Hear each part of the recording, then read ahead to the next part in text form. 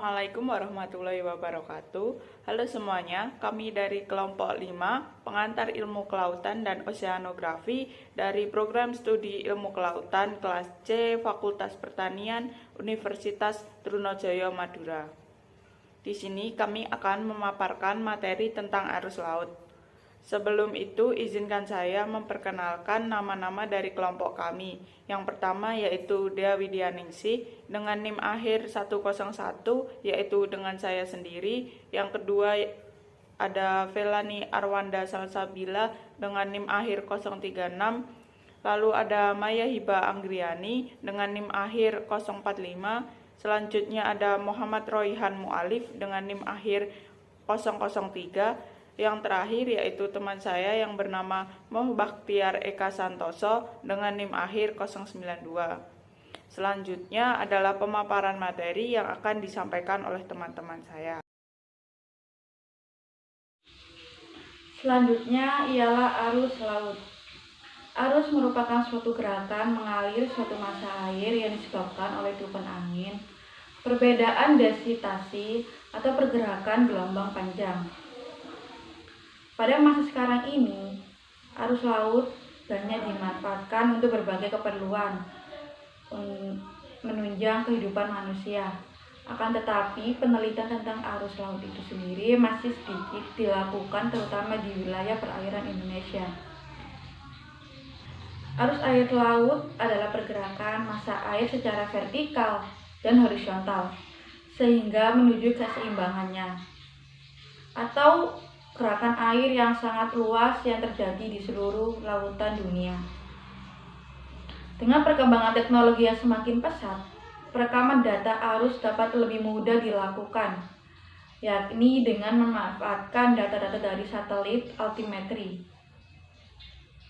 Satelit altimetri merupakan satelit yang bertugas untuk melakukan observasi laut, khususnya berbagai fenomena dan dinamika yang terjadi di permukaan laut. Arus laut permukaan merupakan gerakan massa air yang disebabkan oleh angin yang berhembus di permukaan laut pada kedalaman kurang dari 200 meter yang berpindah dari satu tempat yang bertekanan udara tinggi ke tempat lain yang bertekanan udara rendah yang sangat luas terjadi di seluruh lautan dunia. Arus laut biasanya terjadi di permukaan dan di bawah permukaan air.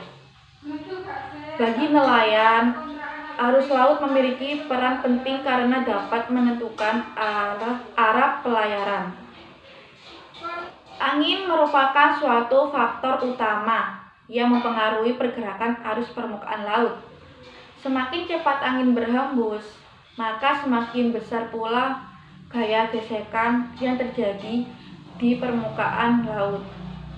Angin muson merupakan pola angin yang berhembus secara periodik. Dan di antara periode satu dan periode yang lain memiliki pola arus yang berlawanan dan berganti arah secara berlawanan setiap setengah tahun. Umumnya pada setengah tahun pertama bertiup angin darat yang kering, dan setengah tahun berikutnya bertiup angin laut yang basah. Angin muson sendiri juga memiliki masa peralihan yaitu pada bulan Maret hingga Mei dan bulan September hingga November. Angin muson terdiri dari angin muson barat dan angin muson timur. Angin muson terbagi menjadi dua, yakni angin muson timur dan angin muson barat. Angin muson timur terjadi pada bulan Juni, Juli, dan Agustus, maksimal terjadi sampai bulan Juli. Angin muson barat terjadi pada bulan Desember, Januari, dan Februari, maksimal terjadi pada bulan Januari. Angin muson sendiri juga terdapat pada masa peralihan, yakni pada bulan Maret sampai Mei dan bulan September sampai November. Angin muson timur cenderung bergerak dari benua Asia menuju ke benua Australia dan beberapa wilayah Indonesia dengan pola arah dari timur ke barat.